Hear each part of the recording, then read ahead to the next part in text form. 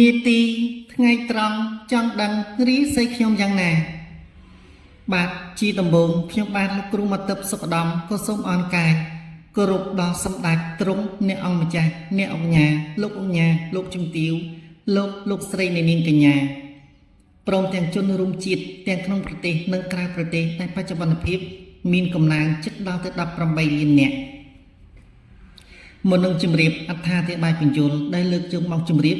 នៅឆ្នាំរោងជាបឋមនោះខ្ញុំបាទក៏សូមប្រសិទ្ធពរជ័យនិងសូមជូនពរដល់អស់លោកអ្នកនាងបាទសូមជួបប្រទះតែនឹងសុភមង្គលជាចម្បងរួមជាមួយសុខភាពរបស់អស់លោកកាន់តែរាងកាយ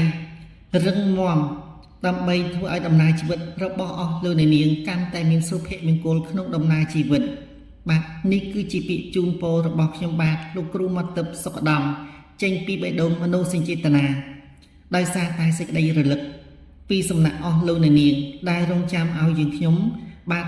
ទស្សទាយជុកជីតារិស័យព្រមទាំងមានបងជាបរោះនិងនារីខ្លះដែលតែងតែកោតសរសើរអំពីទឹកដមសម្លេងរបស់ខ្ញុំលោកគ្រូមកទឹកសុខដំថាមានវិចារពីរោះក្រអួនក្រអៅផ្អែម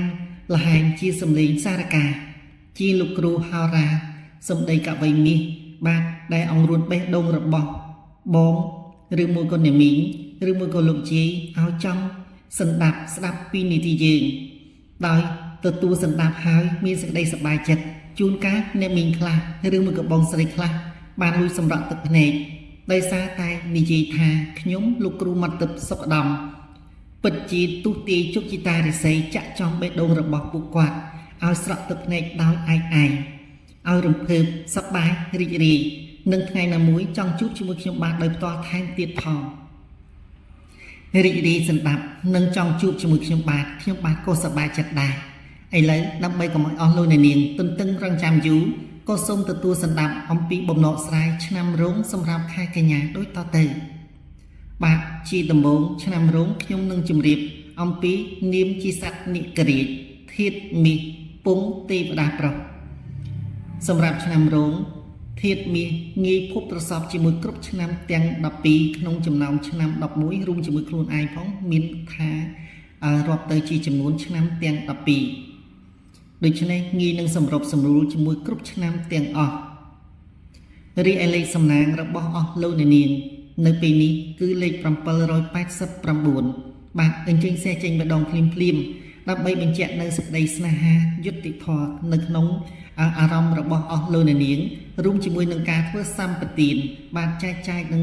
ទៅដល់បុគ្គលអ្នកដទៃដែលពុំទាន់បានស្គាល់នៅនីតិរបស់យើងខ្ញុំបាទធម្មទានដ៏អស្ចារ្យនេះពិតជាធ្វើឲ្យអស់លោកអ្នកនាងសន្សំបុណ្យកុសលដែលពុំបានចំណាយធនធានអ្វីឡើយតែនឹងទទួលបាននៅផលដ៏សមប្រកបបាទសម្រាប់ជាតិនេះនិងជាតិក្រោយថែមទៀតផង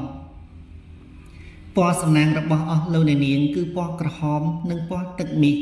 បាទថ្ងៃហេងគឺថ្ងៃអង្គារទិសហេងទិសលៀបទិសជោគទិសជ័យគឺទិសខាងត្បូងម៉ោងហេងសម្រាប់អស់លោកអ្នកនាងគឺម៉ោង5:04នាទីពេលព្រឹកម៉ោង9:18នាទីពេលព្រឹកបាទម៉ោង4:50នាទីពេលល្ងាចម៉ោង7:47នាទីពេលយប់បាទអស់លោកអ្នកនាងក្នុងពេលនេះផងដែរចំពោះបងឬមួយក៏បងប្អូនជាមន្ត្រីរាជការងារកំពុងតែរលូនមានដំណោះស្រាយលើបញ្ហាចាស់ថ្នាក់លើមានការកត់សម្គាល់ជាវិជ្ជមានមកលើអស់លោកហើយអ្នកអាចនឹងបង្ហាញសមត្ថភាពជូនដល់ថ្នាក់លើរួមជាមួយមិត្តរួមក្រុមអង្គភាពថែមទៀតផងចំពោះបាទអស់លោកឬមួយក៏បងប្អូនដែលជាបុគ្គលិកក្រុមហ៊ុនឯកជន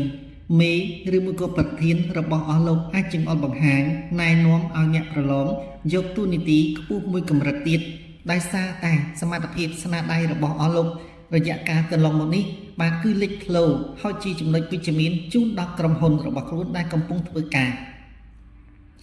ចំពោះអាជីវករពាណិជ្ជករការលក់ដូររបស់អស់លោកមានលទ្ធផលល្អអតិថិជនចាស់ថ្មីនិងស្វាគមន៍អស់លោកជួយទិញអីវ៉ាន់របស់អស់លោកមិនតែប៉ុណ្ណោះបាទ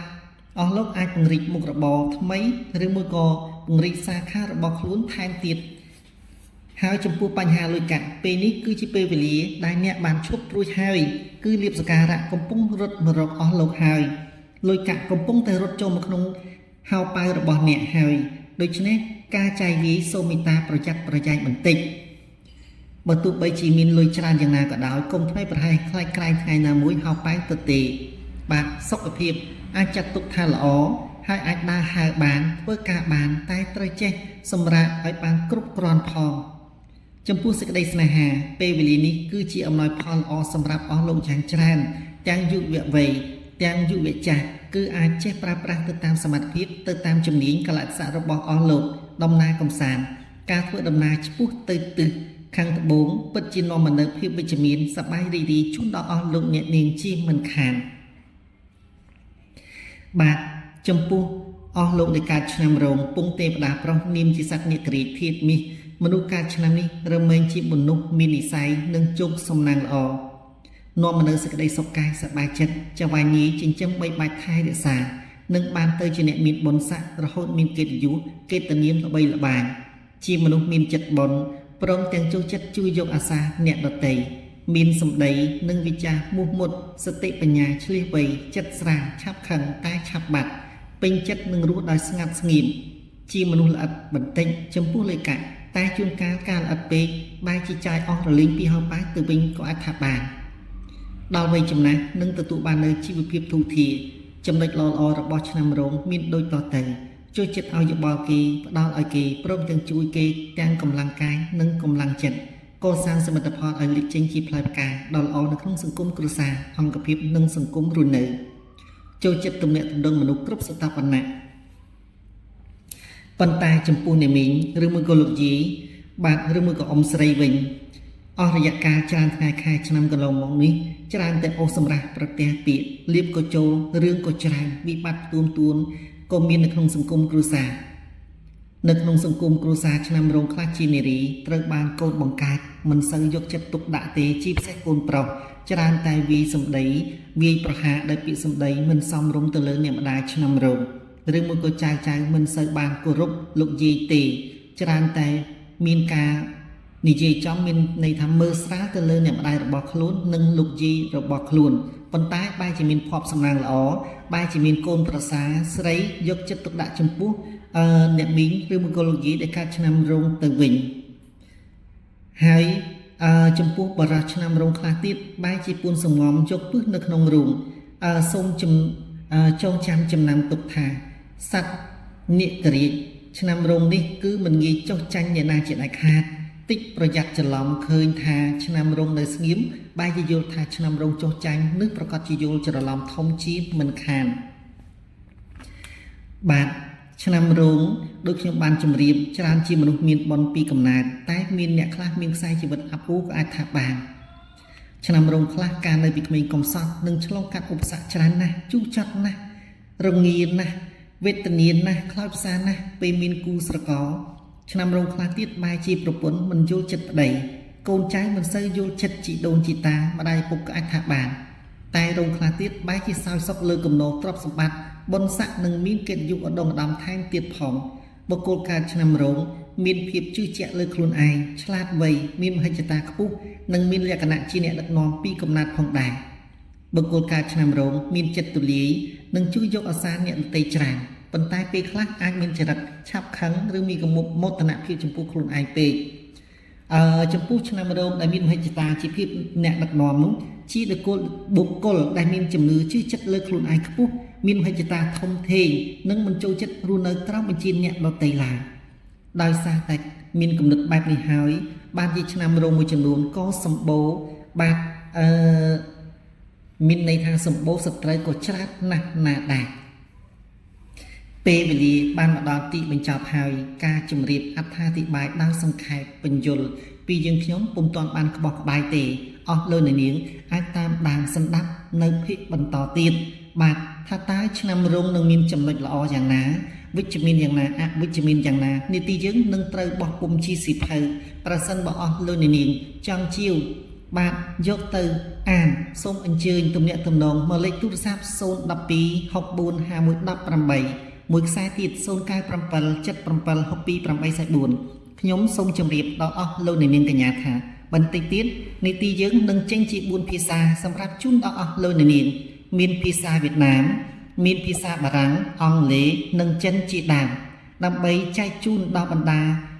អស់លោកមួយចំនួន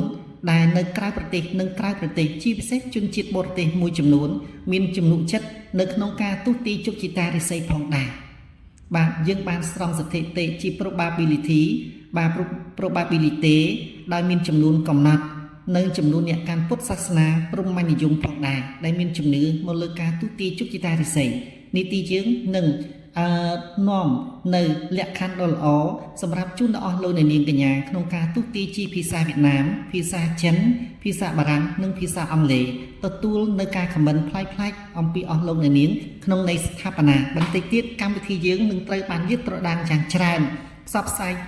ពីពេញពិភពលោកដែលមានជនជាតិបរទេសនិងជនជាតិខ្មែរដែលមានចំនួនចិត្តនៅលើការទូទីជោគជតារិស័យនឹងត្រូវបានទទួលសម្ដាប់អំពីខ្ញុំលោកគ្រូមកទឹកសុខដំជាច្រើនភាសានៅពេលបន្តិចទៀតនេះ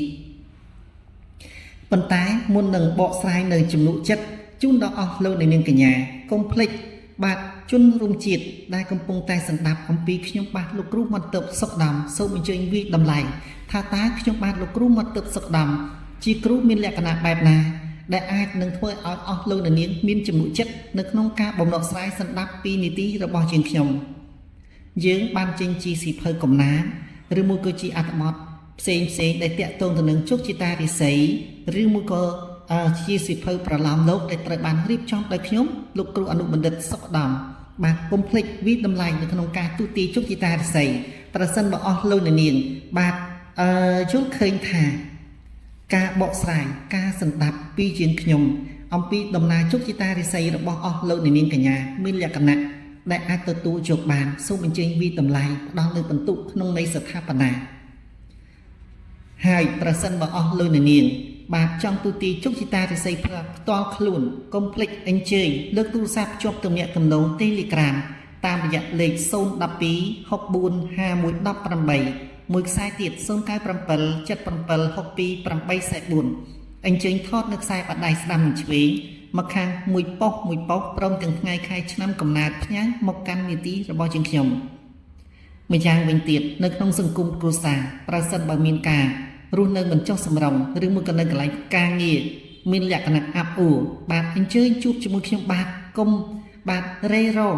រាទន្ទឹងចាំថ្ងៃនេះថ្ងៃនោះបាទកុំប្រើពាក្យចាំដែលអត់ប្រយោជន៍អញ្ជើញលើកទូរស័ព្ទឡើងជួបជាមួយខ្ញុំបាទដើម្បីយើងខ្ញុំនឹងប្រឹក្សាផ្ដល់ជាយោបល់ថាតើគួរដើរដោយផ្លូវណាហើយកុំភ្លេចមិនត្រូវធ្វើឲ្យពេលវេលាកាន់ទៅមុខឡើយបាទពេលវេលាមាន